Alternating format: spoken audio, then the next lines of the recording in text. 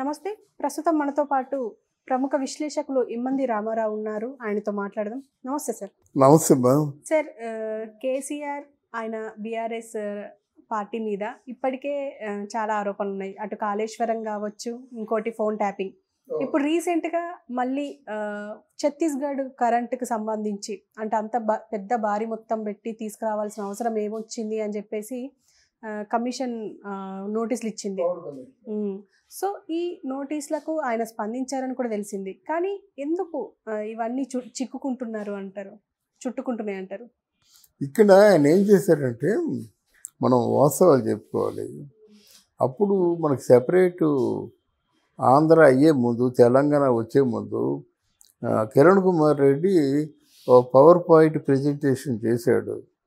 వీళ్ళు ఒకవేళ తెలంగాణ విడిపోతే 2 విషయాల్లో దారుణంగా నష్టపోద్ది. అందువల్ల అంటే కరెంట్ మీకు ఉండదు, తర్వాత వాటర్ కూడా మీకు ఉండదు. అంటే దాన్ని కేసీఆర్ ఛాలెంజ్గా తీసుకొని కరెంటుని అంటే రేటు పెంచి కొనుక్కున్నాడన్నమాట. అంటే ఏంటి, ఎక్కడ ఎవరింట్లో కూడా ఒక నిమిషమైనా లైట్ కరెంట్ లేకుండా చేయకూడదనే పట్టుదలతో చేసింది.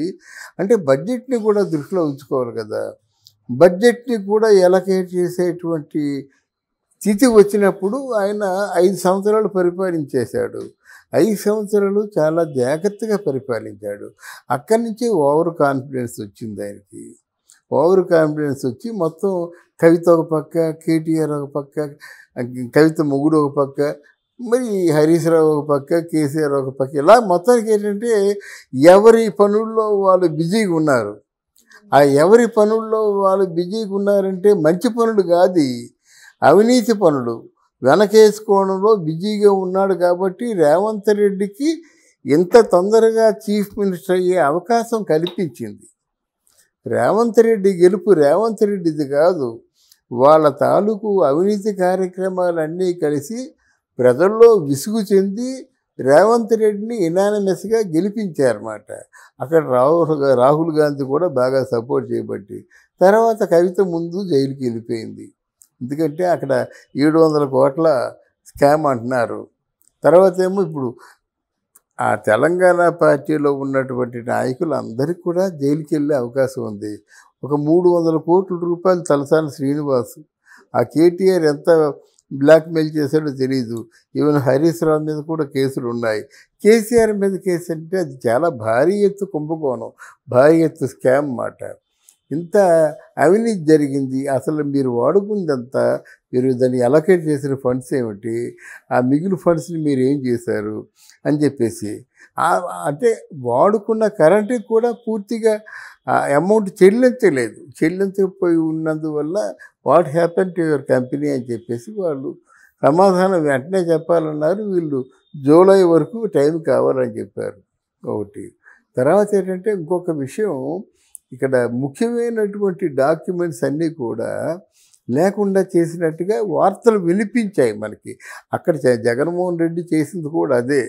ఎందుకంటే వాళ్ళ అవకతవకలు, కొన్ని లోపాలు ఇవన్నీ బయటికి రాకూడదని ఆ ఫైల్స్ అంతా డాక్యుమెంట్స్ అన్నీ కాల్ చేశారన్నమాట, లీవ్ ఏమయ్యో అని చెప్పడం కోసం. ఏమైనప్పుడు కూడా కేసీఆర్ చేసినటువంటి పనులకి శిక్ష తప్పదు. సంజాయిషి ఇచ్చుకోవాలంటే సిఎస్ ఉండాలి, కన్సర్న్ సిఎస్ ఉండాలి, తర్వాత బడ్జెట్ అంతా ఉండాలి, దాని తర్వాత టోటల్ ఫైల్ కావాలి కదా. ఒకటే రాకపోక తెలియాలి కదా మనకి ఎంత ఇచ్చారు వాళ్ళు, ఎంత లోడ్ ఆఫ్ కరెంట్ని మనకి ఇచ్చారు, దాని కాస్ట్ ఎంత, ఆ కరెంట్కి మనం ఎంత ఛార్జ్ చేస్తున్నట్టుగా లెక్కల్లో చూపిస్తున్నాము, ఆ ఛార్జ్ చేస్తే మొత్తం అమౌంట్ ఎంత మనకి అన్సీన్ అమౌంట్ కనిపిస్తుంది, ఇవన్నీ ఉంటాయి కదా. సంబంధిత లోపాలన్నీ అధికారులు చూస్తారన్నమాట. వాళ్ళ సందర్భం వచ్చింది ఇప్పుడు చూస్తున్నారు అంతే. ఎందుకంటే ఆయన చెప్పాడు కదా, రేవంత్ రెడ్డి చెప్పాడు కదా, నా కూతురు పెళ్ళిలో నా చేత కన్నీరు కారిస్తావా, నీ తాలూకు అంత చూస్తానని ఏదో అనుకున్నారు. అదే జరుగుతుంది ఇప్పుడు. రాజకీయంగా ఒక కక్షలు కార్పణ్యాలు తప్పితే ఇప్పుడు కేసీఆర్ జోలికి వెళ్ళవలసిన అవసరం ఈయనకి లేదు, ఈయన గురించి మాట్లాడవలసిన అవసరం కేసీఆర్కి లేదు. ఒకసారి జనంలో వ్యతిరేకత వచ్చింది, మిమ్మల్ని ఓడించారు, వాళ్ళని గెలిపించారు. అలాగే ఈ ఇండివిజువల్గా మొదట కేసీఆర్ని ఎలాగైనా సరే జైల్లో పంపిస్తామనేటువంటి ఒక పట్టుదలతో ఉన్నాడు. పంపించే ఏర్పాట్లు చేస్తున్నాడు. మల్లారెడ్డి మీద పట్టుదలతో ఉన్నాడు. కొన్ని వేల కోట్ల రూపాయలు సీజ్ చేశాడు. ఇలాగే ఇప్పుడు రాజకీయాలు పగలు ప్రతీకారాలతో ముడిపడి ఉన్నాయి, కానీ పరిపాలన అంటూ ఎవరు చేయటం లేదు కదా. పరిపాలన ఏముంది చూడాలి. 6 గ్యారంటీలు అన్నారు. 6 గ్యారంటీలని కూడా ఎంతవరకు అమలు చేస్తారో చూద్దాం మనం. దాని మీద లేకుండా కేసీఆర్ని అరెస్ట్ చేద్దాం, కేటీఆర్ని అరెస్ట్ చేద్దాం, ఏదో అలా అనుకోవడం నాకెందుకో వ్యక్తిగతంగా నచ్చలేదు. కానీ పరిపాలన మీద దృష్టి పెట్టండి. ప్రజలకు ఏమైనా సమస్యలు ఉన్నాయో ఆ సమస్యలు కనుక్కోండి, తీర్చండి. యువత మీద దృష్టి పెట్టండి, ఎంప్లాయ్మెంట్ మీద దృష్టి పెట్టండి. అప్పుడే 200 రోజులు అయిపోయింది కదా. మీరు ఏమైనా ఐటీ మీద ఏమైనా ప్రత్యేకించి ఆలోచించారా? ఆ శ్రీధర్ బాబు ఉన్నాడు, ఇక్కడ ఉండకూడదు, వెళ్ళిపోయి మంచి పరిశ్రమల్ని ఇన్వైట్ చేయాలి.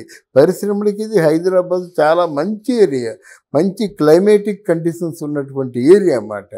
అదేది లేకుండా ఇప్పుడు మల్లారెడ్డిని అరెస్ట్ చేసాం, కేసీఆర్ని అరెస్ట్ చేసాం, లేదా కేటీఆర్ని అరెస్ట్ చేసాం. ఇది కరెక్ట్ కాదు. కానీ రేవంత్ రెడ్డి మోటో మాత్రం ఒకటే ఉంది కదా, ఖచ్చితంగా నేను కేసీఆర్ని కేటీఆర్ని అరెస్ట్ చేయించి తీరుతా అని చెప్పేసి అంటున్నారు. సో వాట్, నీకు చెప్పేది ఏంటంటే నీకు చెప్పినట్టే జరిగింది. కేసీఆర్ని కేటీఆర్ని కవితని అరెస్ట్ చేసేస్తే నీకు ఒరిగేది ఏమిటి? నెక్స్ట్ రాబోయే ఎలక్షన్స్లో నువ్వు గెలిచేస్తావా? నువ్వు ప్రజలకు ఏమైనా ఉపయోగపడితే గెలుస్తావు, కానీ వీళ్ళు ముగ్గురిని అరెస్ట్ చేస్తే ఉంది వాళ్ళ మీద సింపతి పెరిగిపోద్ది. సింపతి పెరిగిపోయి వచ్చే ఎలక్షన్స్లో వాళ్ళు వద్దన్న ఓట్లు వేస్తారు. ఆ విషయం గ్రహించాలి కదా.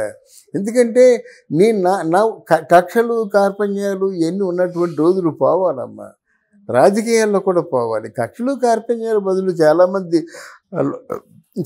అలోలక్షణ అంటే ఎదురు చూస్తున్నారు. వాళ్ళకి ఏదో వనరులు కల్పించండి. బంగారం లాంటి భూమి హైదరాబాదు, దాంట్లో ఇంకా పరిశ్రమలు తీసుకురండి. చుట్టుపక్కల వాళ్ళు ఉన్నారు. ఇక్కడి నుంచి వరంగల్ వరకు డెవలప్ చేయొచ్చు. ఈ మధ్య ఇదంతా బ్రహ్మాండమైన భూములు ఉన్నాయి మనకి, బ్రహ్మాండమైన పుణ్య క్షేత్రాలు ఉన్నాయి, బ్రహ్మాండమైన టూరిజం స్పాట్స్ ఉన్నాయి. ఆ జలపాతాలు ఏవి ఉన్నాయి తెలంగాణలో ఉన్నాయి. అవి డెవలప్ చేయండి. మన ఎకనామికల్గా డబ్బు జనరేట్ పరిస్థితులు కల్పించండి, సంపదను సృష్టించండి. కానీ వాడు నాకు ఎలాగన్నాడు, వాడంతా చూసేస్తాను, వీడు నా కూతురి పెళ్ళిలో అయిపోయింది, చాప్టర్ ఇస్ క్లోజ్. అది నీ పొరపాటు వాళ్ళ పొరపాటు. అంటే రాజకీయాల్లా చేయాలి, కానీ వ్యక్తిగతమైన కక్షలు కార్పణ్యాలు పెట్టుకోకూడదని నా ఉద్దేశం. అది పెద్ద ఆలోచించి చెప్పవలసిన మాట కాదు. ఇప్పుడు పవన్ కళ్యాణ్ ఎదిగాడా? ఎందుకు ఎదిగాడు? సీఎం అవడం కోసం. ఎప్పుడు అవుతాడు సీఎం? ఉన్న సీఎంని పడగొడితేనే అవుతాడు. అప్పుడు ఏమవుతాడు? మళ్ళీ ఎలక్షన్స్ వచ్చేసరికి పవన్ కళ్యాణ్ ప్రతిపక్షంలో ఉంటాడు, గవర్నమెంట్ ఫామ్ చేసుకుంటాడు. ఇదే లాస్ట్ ఛాన్స్ అంతే మాట. ఒకవేళ లోకేష్ మంచి విడదీయరాని అనుబంధం ఉంటే ఆ లోకేష్ కూడా మంచి పదవి ఏదో ఇచ్చి ఏదో ఆదుకుంటారు. కుటుంబంలో ఉన్న వాళ్ళని ఏదో పదవి ఇచ్చి ఆదుకుంటుంటారు కదా, అలాగే పదవి ఇచ్చి ఆదుకుంటాడు తప్ప నెక్స్ట్ ఇవన్నీ కూడా సీఎం అవ్వడానికే కదా ఆయన ఉద్దేశం. అసలు యాక్చువల్గా ఇప్పుడే ఎక్కువ సీట్లు పోటీ చేస్తే ఈ పవన్ కళ్యాణ్ వేవ్లో గెలిచేశాడు. పవన్ కళ్యాణ్ వేవ్లో 21 కాదు, తెలుగుదేశం వాళ్ళు గెలిచారు, బీజేపీ వాళ్ళు గెలిచారు, ప్రచారాలు అంతగా లేకపోయినా. అందువలన పవన్ కళ్యాణ్ త్యాగం చేశాడు. ఆ త్యాగ నిరతి కోసమైనా కొన్ని సీట్లు కేటాయిస్తే బాగుంటుంది. మరి 3 సీట్లని కాదు, ఆ 3 నీ దగ్గర నీ తెలుగుదేశం పార్టీలో తగ్గించుకొని జనసేన పార్టీకి ఇస్తే జనసేన పార్టీ అధినేతకు నువ్వు ఇచ్చే విలువగా కనిపించేది, కానుకగా కనిపించేది. అది నాకు కొంచెం వెలితిగానే ఉంది. పవన్ కళ్యాణ్ తాలూకు అభిమానులకు కూడా వెలితిగానే ఉంటుంది. నేను పవన్ కళ్యాణ్కి అభిమానిని కాదు, కానీ పవన్ కళ్యాణ్ చేసినటువంటి ఆ కార్యాచరణ నిజాయితీని చాలా మెచ్చుకుంటాను.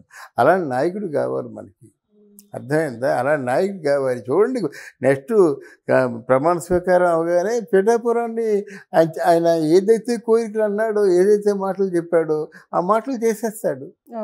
ఓకే సార్, థ్యాంక్ యూ అమ్మా, థ్యాంక్ యూ.